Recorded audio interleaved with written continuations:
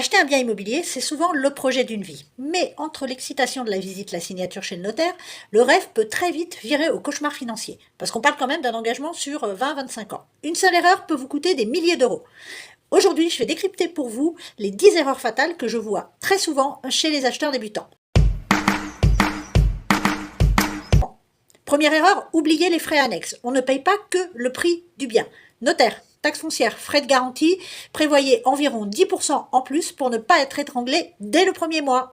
Deuxième erreur, ne pas avoir d'accord de principe de la banque. Visiter sans connaître sa capacité d'emprunt réelle en 2026, c'est prendre le risque d'un refus de prêt et d'une immense déception car vous ne pourrez pas vous payer le bien de vos rêves.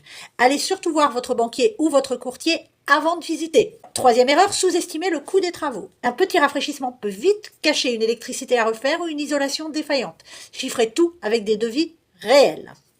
Ensuite vient le moment de la visite. Erreur numéro 4, le coup de foudre aveugle. On tombe amoureux d'une cuisine et on oublie de regarder l'état de la toiture ou de la chaudière. Restez pragmatique. Cinquième erreur, ne visitez qu'une seule fois. Revenez à différentes heures. Le quartier est super calme à 10 heures, mais est-il bruyant à 18 heures? Est-ce que l'ensoleillement change d'une heure à une autre? Erreur numéro 6, ignorez l'environnement futur. Consultez le PLU en mairie. Ce champ en face de votre salon, est-ce qu'il va rester un champ ou est-ce qu'un immeuble va y pousser dans les 2 ans? Ensuite, toute la partie juridique et technique. Erreur numéro 7, survoler les diagnostics, notamment le DPE. Ne regardez pas juste la lettre, lisez les commentaires. Parce qu'un mauvais DPE, c'est à la fois une marge de négociation, mais c'est aussi des dépenses futures obligatoires. Erreur numéro 8, oubliez de lire les PV d'AG. Ça doit être votre Bible. Travaux votés, litiges entre voisins, état des parties communes. Tout y est écrit, ne faites pas l'impasse.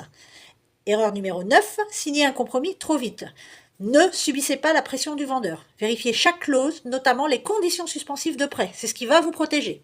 Et dernière erreur, vouloir tout gérer tout seul. L'immobilier aujourd'hui, c'est devenu complexe. Avoir un professionnel à vos côtés, c'est une sécurité juridique et une force de négociation que vous n'aurez jamais tout seul. Voilà, alors j'espère que cette vidéo vous a plu. Si c'est le cas, vous n'hésitez pas à commenter, à liker, à partager et surtout à vous abonner. Quant à moi, je vous dis à très vite pour un nouvel épisode de Dis-moi Mama. Ciao!